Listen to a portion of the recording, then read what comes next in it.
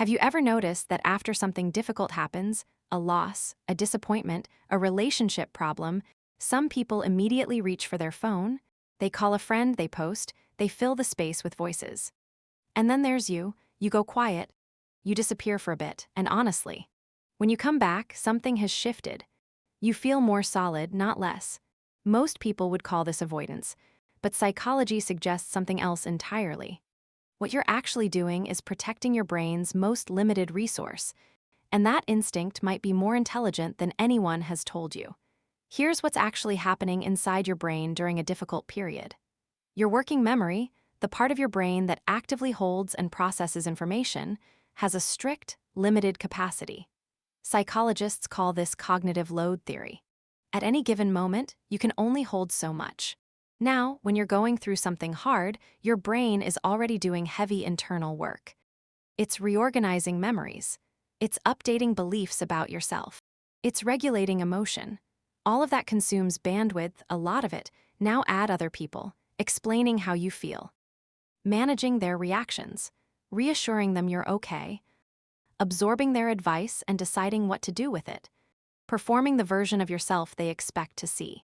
Every one of those social tasks takes up more of that same limited bandwidth. And here's the brutal part. Your brain can't run extra RAM, there's no upgrade, so when you withdraw, you're not running away from healing. You're clearing the processing space so healing can actually finish. That's not a personality flaw, that's cognitive resource management. Now think about what happens when you ignore this cognitive bandwidth. You push through, you answer the texts, you show up to the dinner and perform "I'm fine." You let people in before you've made sense of things yourself. What actually happens is that your healing gets interrupted, repeatedly. Every social interaction pauses the internal work and demands the bandwidth back. Imagine trying to stream a video on your internet connection and others start using the same internet. Eventually, your video interrupts and restarts. You get frustrated and waste your time and energy. Your brain doesn't stop needing to heal, it just never gets an uninterrupted stretch long enough to do it. This is why some people stay stuck for weeks or months. Not because the wound was deeper, but because they never gave their brain a quiet window to process it. People who heal alone understand this instinctively. They don't know the science. They just heal in their quiet space.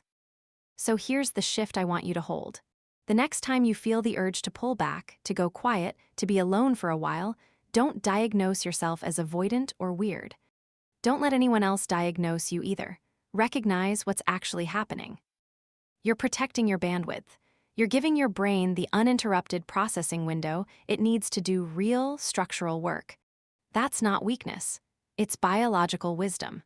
Words matter here, so comment below, protecting bandwidth. Just those 2 words, claim the space, reframe. And if this video gave you clarity for something you've felt your whole life but never had a way to explain, give me back a like click on the button. Keep going quietly. Your brain knows exactly what it's doing.